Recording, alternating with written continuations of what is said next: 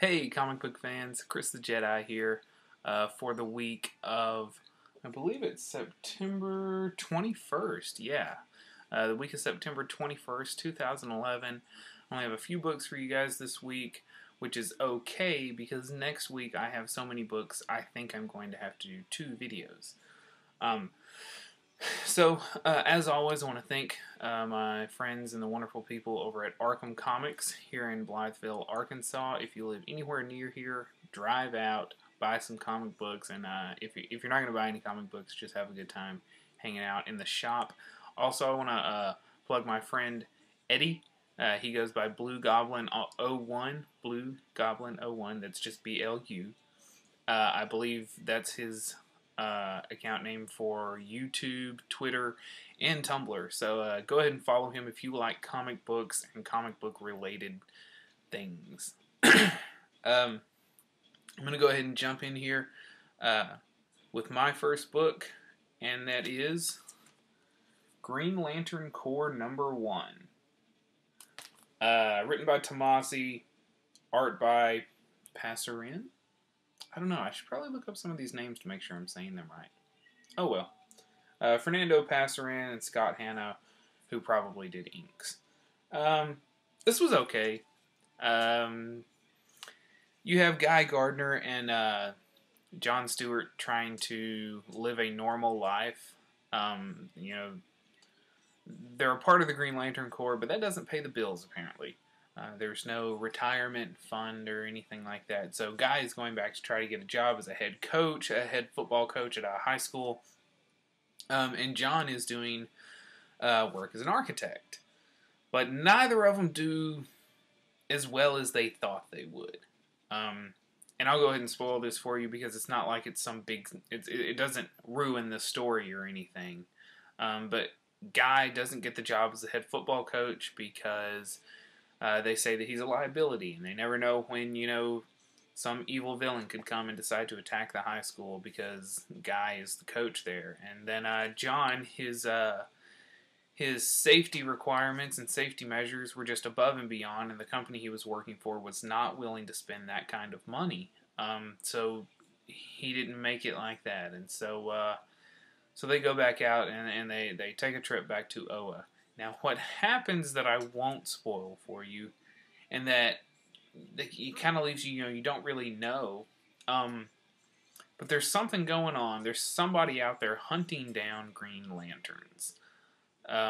So the last few pages are really, really good. Actually, I'd say the first few pages are really good, and the last few pages are really good, and the middle was just kind of like, well, we can't have a 4-page comic book, so let's just throw something in the middle. So the middle was kind of pointless and useless, but the first couple, like I said, first couple pages were good, last couple pages were good. This is on my pull list. It's going to continue to be on my pull list. I have no desire to take it off. I don't know if I get Green Lantern New Guardians or not. I think that's the one's going to have a little more Blue Lantern in it. I like the Blue Lanterns. I know Red Lantern's got their own book. I'd like to see more Blue Lanterns. So, I don't know, maybe Green Lantern Corps will interact with the Blue Lanterns a little more, and that will make me happy. Because that is DC's goal, to make me happy. My next book is Batman #1, written by Scott Snyder, art by Greg Capullo, and Jonathan Glapion. This was really, really good. For those of you who don't know, Scott Snyder used to write Detective Comics in the previous DC universe, and Tony Daniel was doing the Batman title. Now they've kind of switched, and Tony Daniel is doing Detective Comics. This book was awesome. I really, really liked it. The art, I wouldn't say it's my favorite. I'm spoiled to Batman art by people like Jim Lee and Tony Daniel and David Finch. People who just do this incredible, very dark, like, scary Batman, it's, I don't know. I'm kind of ruined by those guys. This art was good. I didn't hate it. I thought it was good. It by far was not my favorite, but it was good. The storyline in this was really, really good. And you get left with a little cliffhanger at the end.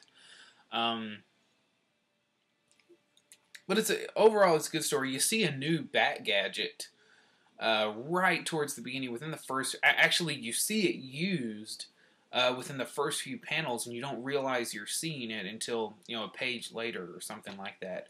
But a new Bat Gadget that's really cool. I always love it when they can come up with new stuff. So, this was good. I would definitely suggest picking this up. If you're a Batman fan, or if you're just a good comic book fan, because this was just a good comic book. So I would definitely say pick this up. Excuse me. Just a really good book. I'm not going to spoil anything for you, but the story that they're starting to unfold, I'll be interested to see how it goes, because it deals with one of my favorite Batman characters. A guy that is probably my favorite superhero ever. And so in a few minutes you'll probably know who that is, because I'm going to reveal that. But anyhow, it's a good book. Pick it up, Batman #1. Pick up Batman #1 through, I don't know, whatever, the next 600 or whatever they decide to do. The next book originally was not on my pull list, and it's still not on my pull list, but I was able to get a copy because I was wanting to get all the #1s for Action Comics, Detective Comics, Justice League, and Wonder Woman, which are kind of the four main titles, the core titles for DC. And so I was really wanting to get those #1s, and I'm going to frame them. And I was lucky enough to be able to get the last copy of, I believe is the last copy of Wonder Woman that Arkham Comics had. So, Wonder Woman #1. This was a really, really good book. I was very surprised. I don't know a whole lot of the Wonder Woman story. I've never really read Wonder Woman before. So I don't know how this correlates to what has happened previously in the DC universe. But I really liked this. It was a good story. Really good art. Not my favorite, but really good. Like, I don't know, it was different. It was not something one would have expected to see on Wonder Woman art. So it was really good. Just a real, like you can tell it's going to be an interesting story. Basically, Diana is protecting this girl who is going to have Zeus's baby. I believe it's Zeus. Yeah, she's going to have Zeus's baby. So they've got to protect this girl because, of course, there are all these, assassins coming to kill her and everything. So anyhow, it's a good book. Pick it up. The art is fantastic. It's written by Brian Azzarello, and Cliff Chang does the art on it. So it was a really good book. Pick it up. Some of the panels. How can I say this? I know some guys who will be particularly pleased with some of the panels in this book. If that gives you any clue as to kind of what I'm trying to say, it's good art and it's good storytelling. I don't think I'm going to add it to my list. I'll get all the Wonder Woman I need out of the Justice League, but it was a good book, and I was happy that I picked it up. Next is my pick of the week. This is the book, the single book. If tomorrow my wife came in and said, okay, we're not buying any more comic books, you can only have one, this is the book that I would be getting. I have been very excited for this book. I could not wait for this book to come out. I can't believe it didn't come out till the third week. I wanted it to come out in the first week. But my pick for this week is Nightwing #1. Written by Kyle Higgins, art by Eddie Barrows. I loved this book. This is another one that continues from the previous DC universe. Nightwing, in the book, Dick is talking about how he spent the last year as Batman, and he's happy to be himself again. He talks about how he thought he did a good job as Batman, but he's happy to be Nightwing again. I'm happy he's Nightwing too. Nightwing is my favorite. Dick Grayson is my favorite. Anything Dick Grayson does, he's my favorite. But especially as Nightwing, I love the new black and red, which kind of adds a little darkness to the character, which I think maybe he was lacking with some of the baby blue suits they've had him in the past, and then even the black with the blue emblem on it that they just recently had right before they did him as Batman. So anyhow, Haley's Circus is back in Gotham City. Dick has been to Haley's several times since he lost his parents there, but never in Gotham City. So, but he goes back this time. He goes back to visit the people at Haley's, and I think that's going to play into several of the future issues. I think maybe we're going to see him doing some more stuff with Haley's Circus. In the beginning, the very beginning, let me back up a little bit, because I don't know, they don't name the villain in the beginning, but the guy, it's just a really cool fight scene, and you see when the guy is laying there unconscious on the ground that he has taken the blood of his victims and painted the Nightwing symbol on his chest. So it's really cool.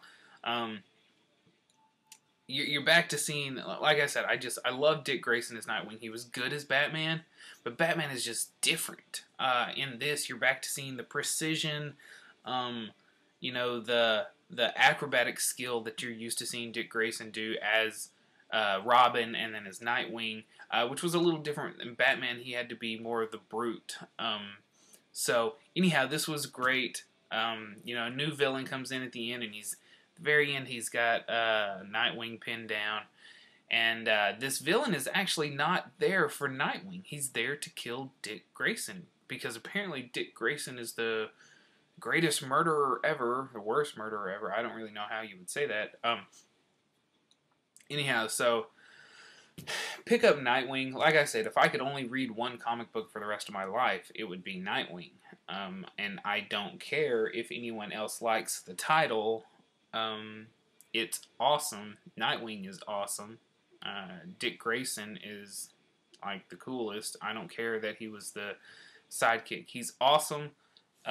Pick it up. Like I said, Nightwing #1. Also, if anybody watching this got any of the variant covers, I don't even know if there were any variant covers for Nightwing. I'm sure there were, but if you got any of them, hit me up somehow on here or on my Tumblr, which is Path of the Jedi, or no, it's the Jedi Path. The Jedi Path.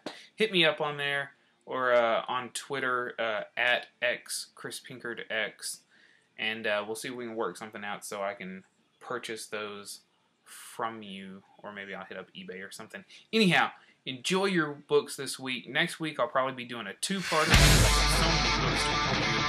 So everyone have a great week. And,